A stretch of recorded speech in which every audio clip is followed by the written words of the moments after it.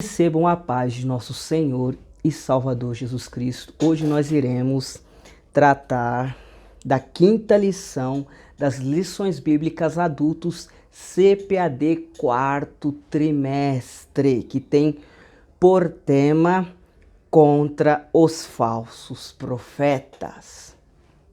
Esse é, no caso, o canal Evangelho Verdadeiro, uma visão analítica. Se você ainda não é inscrito neste canal, inscreva-se e compartilhe o nosso conteúdo. Convido vocês a assistir o vídeo até o final, pois iremos fazer algumas aplicações práticas que serão de grande utilidade para a gente identificar e evitar os falsos profetas. Tá certo? Então vamos ler aqui rapidamente o texto áureo que irá nortear toda a nossa argumentação, né? Então vamos ler o texto áureo, que se encontra em 2 de Pedro, capítulo de número 2, versículo de número 1, que diz assim: E também houve entre o povo falsos profetas, como também entre vós haverá também falsos doutores, que introduzirão encobertamente heresias de perdição. E negarão o Senhor que os resgatou, trazendo sobre si mesmos repentina perdição. Então esse é o texto áureo que irá nortear toda a nossa argumentação dessa quinta lição da CPAD contra os falsos profetas. Tá certo, irmãos? Então, já que a gente vai falar contra os falsos profetas, a título de introdução, vale aqui a gente tentar conceituar de fato o que seria um profeta, né? O que seria um profeta, né? Como surge esse ofício no Antigo Testamento, enfim, a etimologia da palavra, porque aí a gente vai conseguir entender qual é a missão divina que está por detrás desse ofício no Antigo Testamento, tá certo? Então vamos começar aqui com a definição do próprio título ou nomenclatura profeta, né? Então, ou seja, infelizmente, irmãos, as nossas traduções que a gente tem hoje na língua portuguesa, lembrando que a Bíblia Sagrada, ela foi escrita em 3 idiomas: hebraico e aramaico, o Antigo Testamento, e grego no Novo Testamento. Só que a gente não fala nem grego, nem hebraico, nem aramaico. Então, para que a mensagem de Deus chegasse até nós, Deus precisou utilizar o recurso de tradução, tá certo? Então, houve uma tradução do Antigo Testamento para o grego, então, ou seja, do hebraico para o grego, chamada Septuaginta. Foi uma tradução muito importante. Essa tradução do Antigo Testamento, ela foi produzida até mesmo antes de Cristo, provavelmente foi a versão que Cristo e os apóstolos utilizaram, né, para pregar lá no mundo helenizado da época. Contudo, ela também acabou influenciando as nossas traduções para a língua portuguesa. Então essa palavra profeta, ela não é um termo do hebraico ou da língua hebraica, ela é um termo grego. Infelizmente ela traz consigo, ou seja, essa terminologia, uma carga de significado que acaba atrapalhando o verdadeiro papel de um profeta no Antigo Testamento. Então, qual é a carga de significado que essa palavra traz no grego, ou seja, essa palavra profeta? Ela traz o seguinte significado: prever o futuro, ou falar de forma antecipada de acontecimentos, né, futuros. Então, acabou que essa terminologia influenciou na nossa maneira de imaginar como é que funciona o ofício profético no Antigo Testamento. Mas, na verdade, como eu já coloquei aqui a título de introdução, O Antigo Testamento foi escrito em hebraico e a palavra no hebraico para profeta é Navi.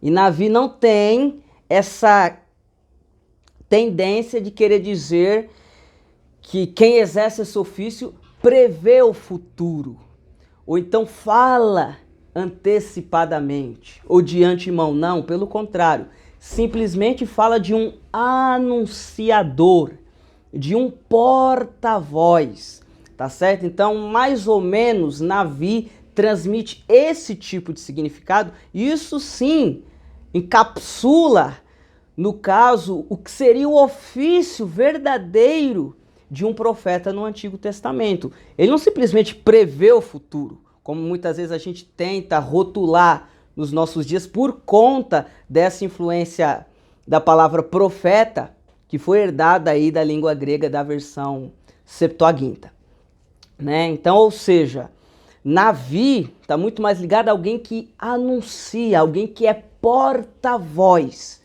tá certo? Um anunciador. Então, o profeta ele traz consigo essa missão de anunciar, tá certo? De ser um porta-voz. Logo, a gente podemos concluir que um profeta é um porta-voz de Deus, ele não fala de si próprio. Então, ou seja, um profeta jamais falará de si próprio. Ele fala em nome de Deus, ou seja, ele é um porta-voz de Deus. Tá certo, irmãos? Outra conclusão que a gente também pode abstrair é que um profeta não fala simplesmente de Deus. Ou seja, um profeta não fala coisas pertinentes à pessoa de Deus. Ele fala em nome de Deus, ele fala por Deus. Ou seja, Deus fala através dele. Então não é simplesmente eu chegar e falar coisas a respeito de Deus que isso me constitui um profeta. O que me constitui um profeta é eu falar em nome de Deus, ou seja, Deus ter dado uma mensagem e eu ser o canal de propagação dessa mensagem da maneira a qual eu recebi de Deus. Então era esse o ofício profético do Antigo Testamento em sua natureza. Você vê que é bem diferente do que a gente imagina hoje com essa questão de prever o futuro, de também falar antecipadamente de coisas que irão acontecer. Bom, profeta não é isso. Profeta pode até exercer, em algum momento, esse tipo de atividade. Contudo, o ministério profético é aquilo que a gente acabou de conceituar. É falar em nome de Deus, por Deus. Ser um canal de transmissão da mensagem de Deus. Não é simplesmente falar de Deus, mas ser um canal de transmissão da mensagem, assim como ela saiu de Deus. Tá certo? Então esse seria mais ou menos o significado teológico da etimologia da palavra Navi, que no caso é a palavra correta para o que a gente chama hoje de profeta. Tá certo?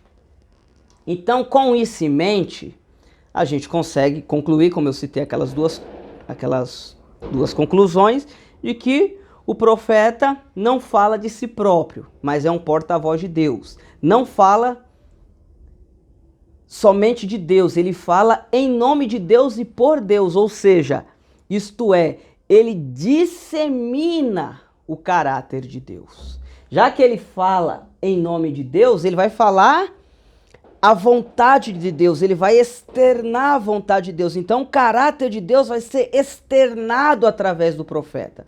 O profeta vai conseguir transmitir para as pessoas a verdadeira essência do caráter de Deus. Afinal, a mensagem saiu de Deus, ele só está sendo um veículo de propagação. Então, se saiu de Deus, é lógico que essa mensagem tem que respaldar e respingar o caráter de Deus. Ou seja, tem que espelhar o caráter de Deus. Então, quais são as características da mensagem de um profeta, já que ele é um porta-voz de Deus? Bom, amor, santidade, justiça, e etc, etc, etc. Ou seja, tá transmitindo o caráter e a personalidade de Deus, porque, no caso, se trata da mensagem de Deus. Então, as características que a profecia de um profeta no Antigo Testamento tinha que ter, era isso, era transmitir de fato quem Deus é para o povo. Né? Essa era a ideia, transmitir quem Deus é para o povo. Tá certo, irmãos? Então acho que já deu para entender como é que funcionava o ofício profético no Antigo Testamento. Tá certo? Essa ideia aí de prever futuro, isso é uma herança dessa terminologia grega herdada da Septuaginta, tá certo? Que utiliza essa terminologia, mas afinal é Navi, alguém que anuncia, fala em nome de, tá certo? Uma vez conceituado o que seria um profeta, qual seria o ofício de um profeta no Antigo Testamento, a gente precisa tocar no ponto da lição de hoje, que seria os falsos profetas. Então, já que um profeta verdadeiro, ele fala em nome de Deus, ele transmite o caráter de Deus ao povo, afinal a mensagem está saindo de Deus, Deus está sendo a fonte daquela mensagem, o falso profeta, ele vai falar de um falso Deus, ele vai apresentar uma falsa imagem de Deus, ele vai transmitir uma falsa mensagem de Deus, ele vai transmitir um falso caráter de Deus. Então, o falso profeta tem por natureza, tem por escopo de trabalho, tem por perímetro de atuação, transmitir uma falsa imagem de Deus. Ele apresenta uma imagem de Deus que é falsa. Ou seja, Deus não é daquela forma que aquele profeta está retratando. O caráter de Deus não é daquele jeito que aquele profeta está descrevendo, porque ele está trazendo uma falsa mensagem. Ele está pintando e desenhando um falso Deus, não um verdadeiro Deus. Olha só o desserviço que um falso profeta pode fazer no meio da igreja, no meio do povo de Deus. Olha só o estrago, ele pode pintar um quadro falso da pessoa de Deus. Ele pode transmitir uma falsa concepção de Deus. As pessoas imaginam, olha, Deus é A, sendo que Deus é Y. Olha só que grave, irmãos. Então, ou seja, é gravíssimo o prejuízo espiritual que um falso profeta faz ao povo de Deus. Então a gente não pode brincar com um falso profeta. A gente não pode dar espaço para um falso profeta. A gente não pode subestimar o poder destrutivo de um falso profeta. Tá certo, irmãos? Porque ele literalmente faz um grande estrago. Porque ele vai trazer uma falsa mensagem, ou seja, Deus nunca transmitiu aquela mensagem. Aquela mensagem que ele está trazendo não corresponde à personalidade de Deus, não corresponde ao caráter de Deus. Então ele vai estar criando na cabeça das pessoas uma imagem falsa a respeito de Deus. Certo? Mais uma vez aqui enfatizando para vocês memorizar. Então você, professor, enfatize isso na sala de aula. Você, aluno, enfatize isso aí nas suas anotações, de que a verdadeira missão de um falso profeta é construir uma falsa imagem de Deus. Ou seja, as pessoas acharem que Deus é uma coisa, sendo que Deus é outra. Ele está transmitindo uma falsa imagem de Deus. Afinal, o profeta, ele desenha o caráter de Deus porque ele está sendo porta-voz de Deus, né? Então, ele tem que espelhar aí na sua mensagem o caráter de Deus. Então, já observamos aqui que o falso profeta ele pode sim ocasionar um estrago devastador no meio do povo de Deus. E como é que funcionava então a influência dos profetas no Antigo Testamento? Então aqui a gente conceituou o que de fato era um ministério e o ofício profético no Antigo Testamento, aqui seguindo a etimologia da palavra no hebraico.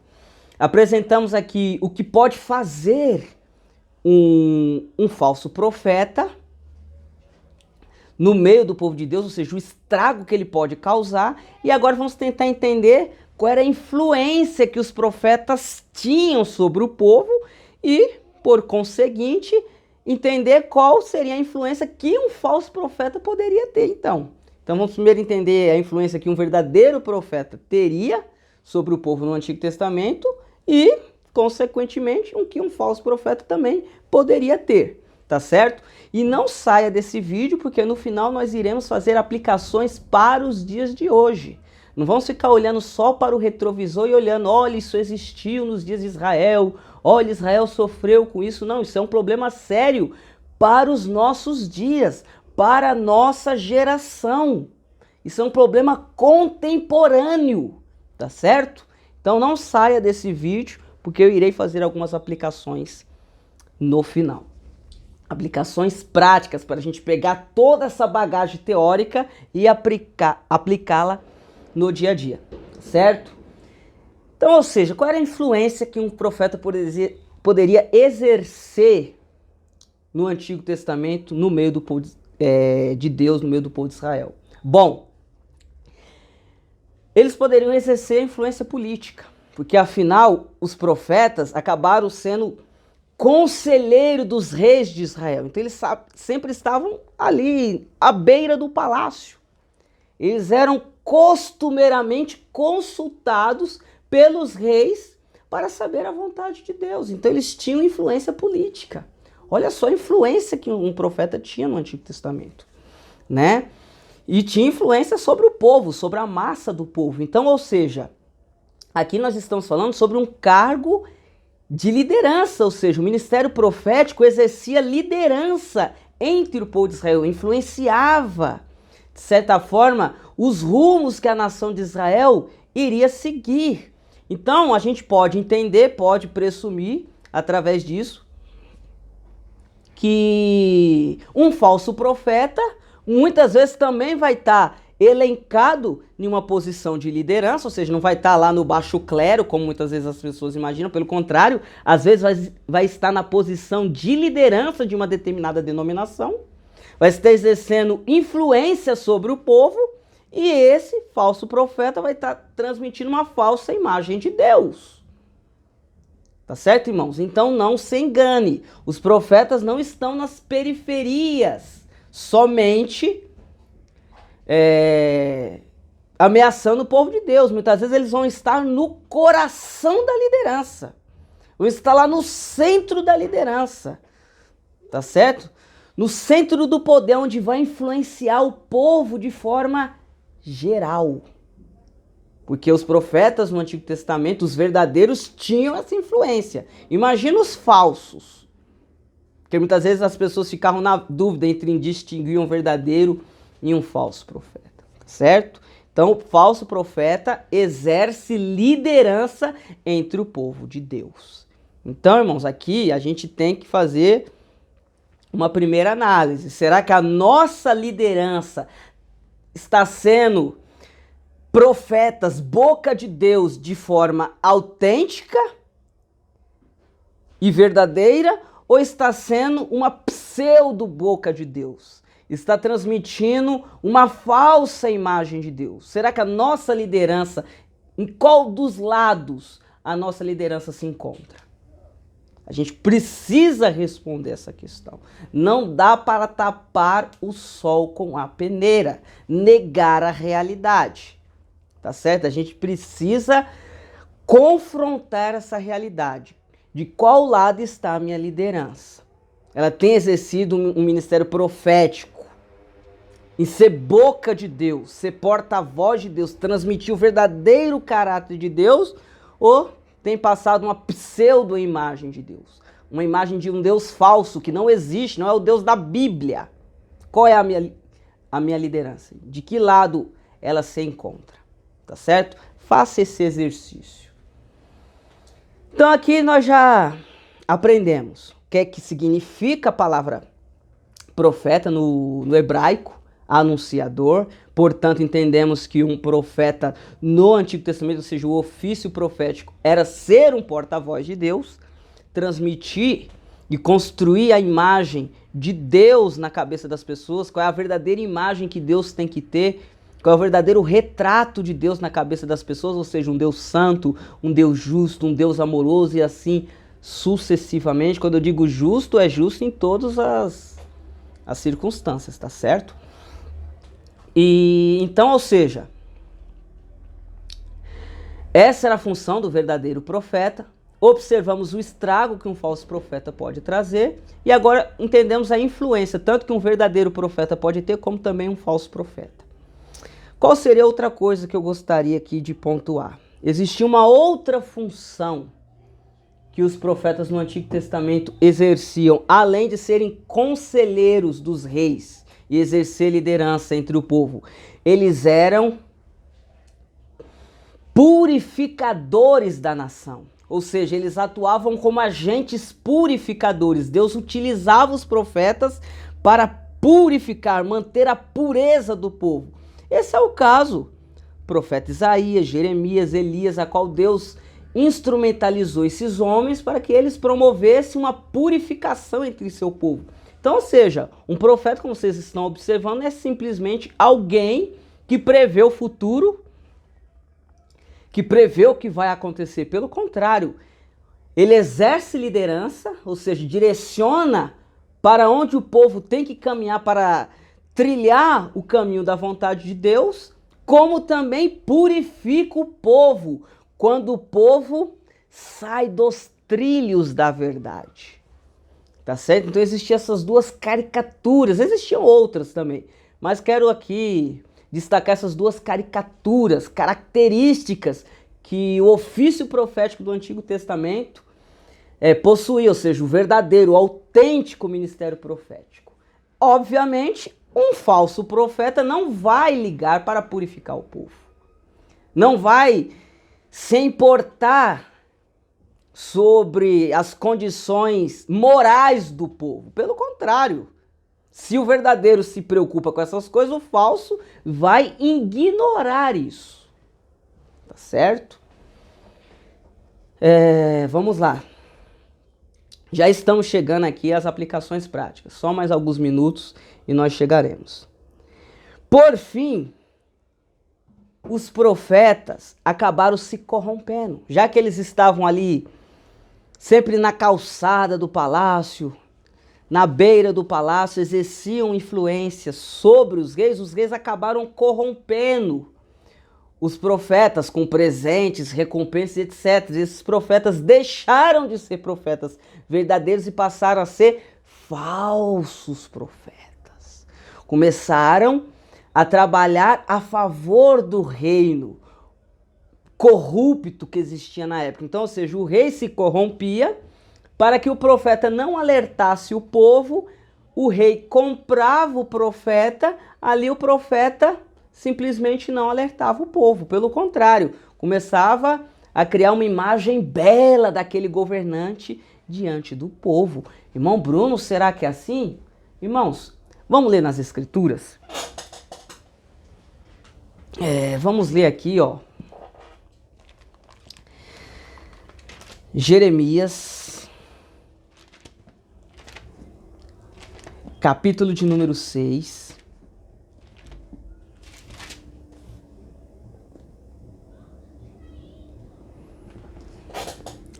Deixa eu só ver aqui o versículo, só um minuto. 6,14.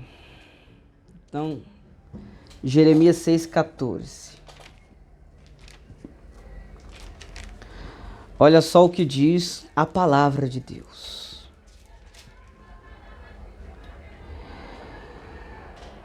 Vou até ler a partir do versículo de número 13. Desde o menor deles até o maior, cada um se dá avareza, profetas e sacerdotes igualmente, cada um usa de falsidade, curam superficialmente a ferida da filha do meu povo, dizendo: paz, paz, quando não há paz. Foi exatamente aquilo que eu falei poucos minutos atrás. Ou seja, ao invés de os profetas serem purificadores do povo, eles eram comprados pelos reis, subornados pelos reis corruptos e não denunciavam os pecados do reino e diziam que o reino estava de vento em polpa.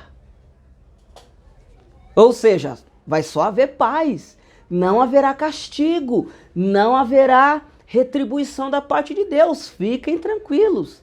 Irmãos, será que esse tipo de mensagem, ela não é similar nos nossos dias? Agora fazendo uma aplicação prática, será que essa característica dos falsos profetas, elas não estão muito vivas nos dias de hoje? Observem que muitas vezes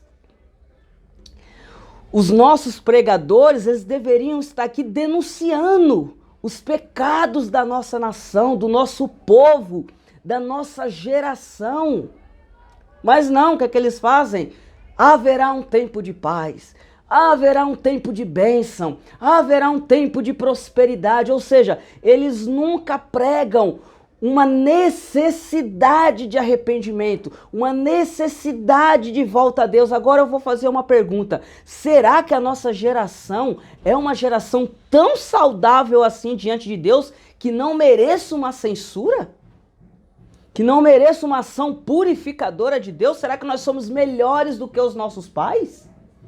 Que receberam muitas vezes duras censuras da parte de Deus para que voltassem para os trilhos, e nós não? Nós somos a geração perfeita, que só aguardamos tempos de prosperidade, tempos de bonança, de grandes bênçãos? Observe que o discurso é o mesmo. Esses falsos profetas dos tempos de Jeremias, de Isaías, de Ezequiel, que é o tema aqui da nossa lição, eles não morreram. Ou seja, a essência que estava neles de transmitir uma falsa imagem de Deus continua presente. Porque hoje muitas vezes o povo está sendo rebelde contra Deus, mas quer que esses pregadores transmitem como imagem de Deus para o povo? Não, Deus não se importa com isso, fiquem tranquilos. Pelo contrário, Deus irá nos abençoar. Ora, Deus irá nos honrar. Então, ou seja, eles estão pintando uma caricatura que é falsa. Se o homem está em rebeldia contra Deus, obviamente Deus entrará em juízo com esse homem, até mesmo porque Deus ama essa pessoa e não quer que ela se perda totalmente. Então Deus vai usar recursos e mecanismos para trazer essa pessoa de volta. Agora, caso a pessoa continue na obstinação, não resta outra saída a não ser a condenação eterna. Mas Deus sempre tentará purificar o seu povo. Sempre. Isso é uma característica do caráter de Deus. Então, assim como Jesus Cristo falou, e como nós lemos aqui na 2 de Pedro, assim como houve falsos profetas nos tempos antigos, eles são uma realidade para nós hoje. A gente não pode ignorar o efeito desastroso que os falsos profetas causam na obra de Deus. Eles pintam uma imagem irreal de Deus. Deus não é da forma a qual eles transmitem. Não é esse o caráter de Deus. O caráter de Deus é esse que é revelado nas Escrituras. O Deus purificador. O Deus santificador. O Deus salvador. E sim, o Deus abençoador. Mas a gente não pode esquecer dessas outras características de Deus. Tá certo, irmãos? Então aplique, professor, para os seus alunos essa mensagem de que os falsos profetas eram um problema para o povo de Deus no passado e é um problema para o povo de Deus no presente. Porque muitas vezes a gente nas escolas dominicais, a gente simplesmente teoriza muita coisa, né? A gente teoriza demais e dá a impressão de que isso é um problema passado. Isso é um problema que já foi superado, que já não traz mais prejuízos para os nossos dias, que ficou restrita ao povo de Israel. Agora a gente só precisa estudar simplesmente para saber, conhecer a história, enfim, ter um cabedal teológico, não é nada disso. Teologia sem piedade, irmãos, não serve de nada. Teologia sem prática não serve de nada. Tá certo, professor? Enfatize isso para os seus alunos. Os falsos profetas são um perigo para a igreja. Jesus alertou que eles iriam se multiplicar, que eles iriam surgir, que eles iriam florescer. Pedro nos alertou. É um problema passado, mas também é um problema presente e será um problema futuro. Enquanto Deus não restabelecer o reino de Deus de forma completa e definitiva, os falsos profetas serão um problema. Tá certo, irmãos? Então compartilhe essa mensagem, compartilhe esse ensinamento, para que as pessoas elas larguem de mão aquela imagem de que um profeta é simplesmente alguém que vai anunciar como é que vai ser a vida dela daqui 10, 15, 20, 30 anos. Não, profeta pode fazer isso, mas o ministério profético vai além disso. Tá certo, irmãos? Que Deus abençoe a cada um de vocês.